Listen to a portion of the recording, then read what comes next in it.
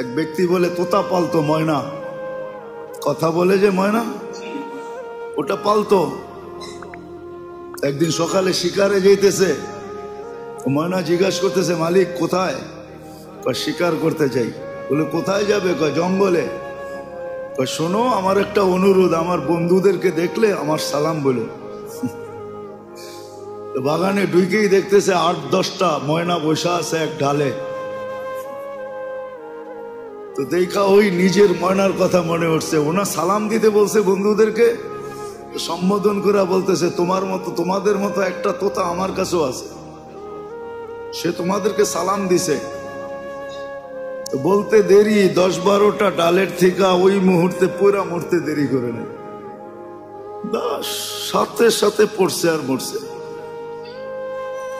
তো 10টাকে নাইরা চেরা উঠা, মনটা ভাঙে গেছে যে ওর সালামে এমন কি বিষ ছিল মিলানো যে বলতে দেরি মরতে দেরি হলো না, এক একটা কত দামি।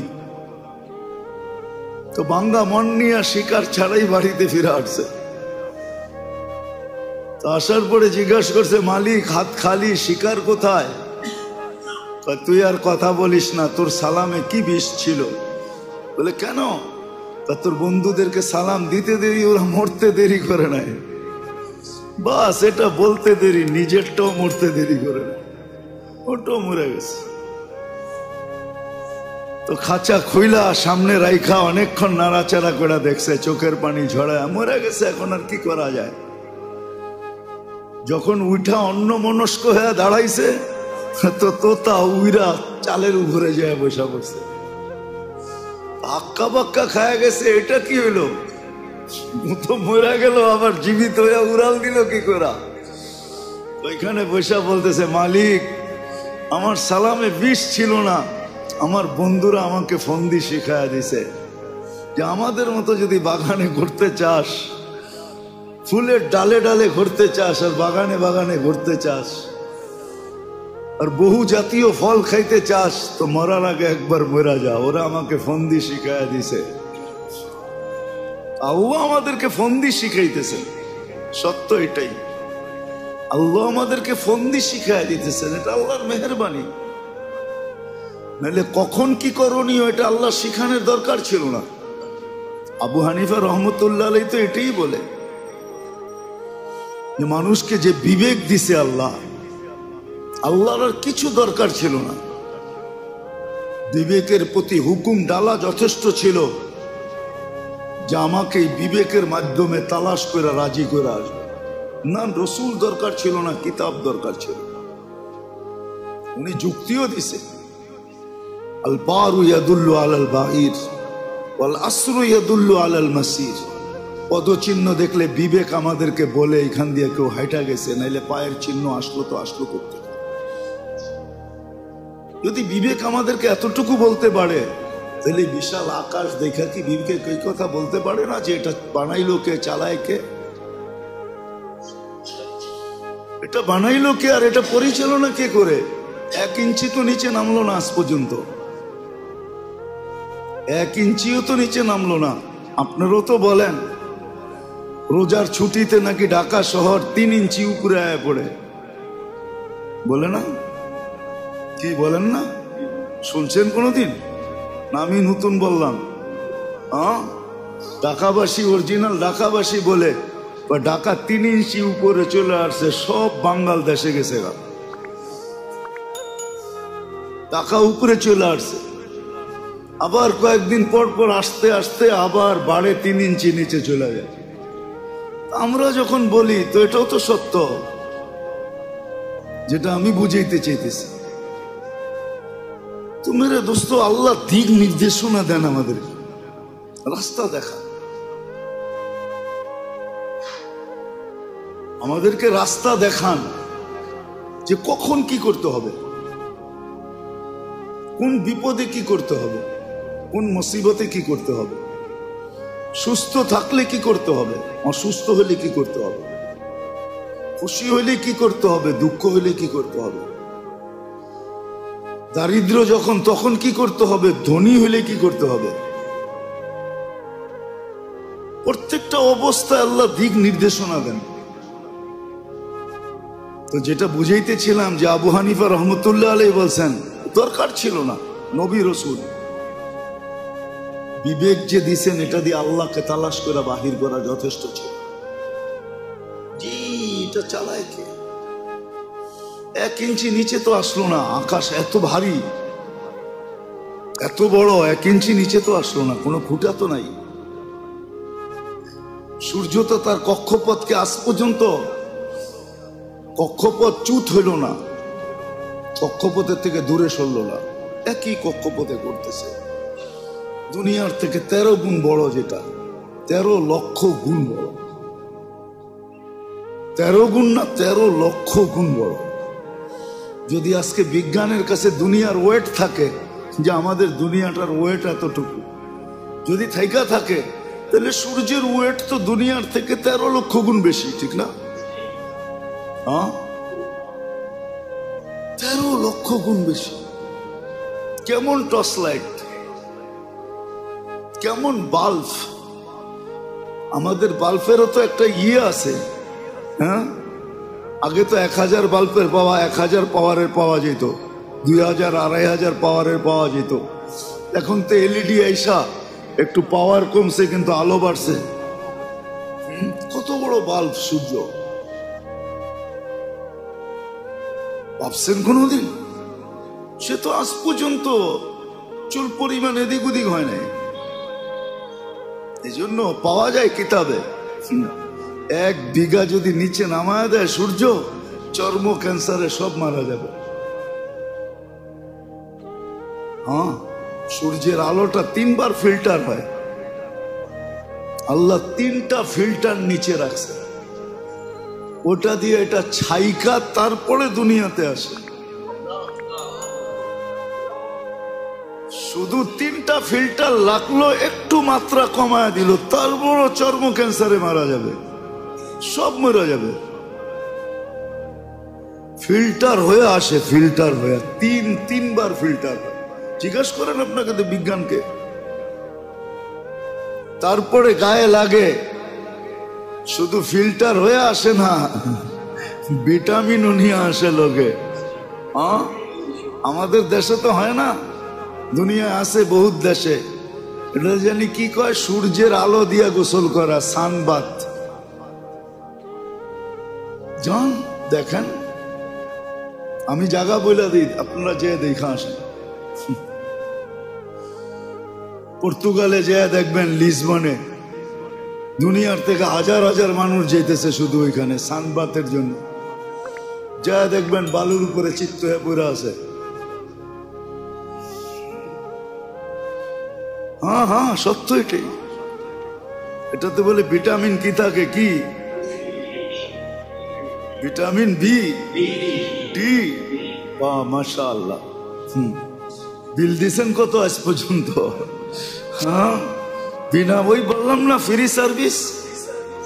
ভিটামিন ডি দিতেছে, ফ্রি সার্ভিস, ঠিক না? কেননা ইউরোপ ওয়ালাদের তো চামড়া ঠিক না, সব চামড়া আল্লাহ চামড়া সুন্দর দিছে, সবচেয়ে বেশি চামড়া সুন্দর দিছে এশিয়াওয়ালাদেরকে। এশিয়াওয়ালাদের ডেলি সেজদায় পড়ে থাকা দরকার। হ্যাঁ, জানেন না আপনি? খালি দূরের থেকে সাদা দেখেন দেখি, সবচেয়ে খারাপ চামড়া দিছে আল্লাহ ইউরোপওয়ালাদেরকে, খালি সাদা দেখা যায়। হ্যাঁ, নেটে সার্চ দিয়ে দেখেন। এই যুদ্ধে তো ওদের সানবাদ করতে হয়। আল্লাহ সবচেয়ে সুন্দর চামড়া দিছেন এশিয়াওয়ালাদেরকে। তাদেরকে, এশিয়াওয়ালাদেরকে সবচেয়ে সুন্দর চামড়া। হ্যাঁ, মনে হয় যে অটো তেল লাগাই দিছে। হ্যাঁ, বিশ্বাস হয় না? হ্যাঁ, কি তেল লাগানো না?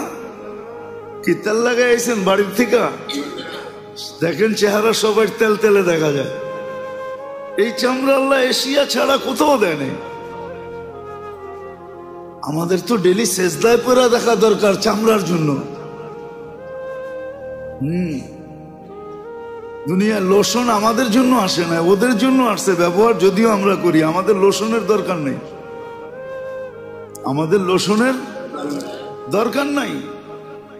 একটু সিস্টেম মানলেই হবে। বরং আপনার শরীর থেকে লোশন বাহির হবে, ওরা আপনার চামড়ার সাথে আসিয়া কইসা কইসা লোশন লাগাবে। হ্যাঁ, কেন বিশ্বাস হয় না? আপনি দেখেন, আপনার নাকের উপরে সবসময় তেল থাকে, তেল। অনেক মানুষ টাকা গনে, এরকম নাকের ভিতরে হাত লাগায় পড়ে আবার টাকা গনে। হ্যাঁ, বিশ্বাস হয় না আপনার? আমার কথা নিয়ে আশ্চর্য যখন কেন? নাকে এরকম দইরা তারপরে টাকা গনে, পানি যদি না থাকে, কেন তেল আছে নাকে দিয়ে, সারাদিন তেল বাহির হয় শিয়ালাদের। দুনিয়ার কোথাও না, আমি তো ঘুরা বলতেছি, না ঘুরা না। আল্লাহ সবচেয়ে সুন্দর চামড়া দিছে শিয়ালাদেরকে। এদের উচিত 24 ঘন্টা সেজদায় পড়ে থাকা, তাইলেও শুকরিয়া আদায় হবে না। তো যেটা বুঝাইতেছিলাম, আল্লাহ দিক নির্দেশনা দেন আমাদের কখন কি করবে। এই জন্য বুদ্ধিমানের কাজ শিখা, শিখা।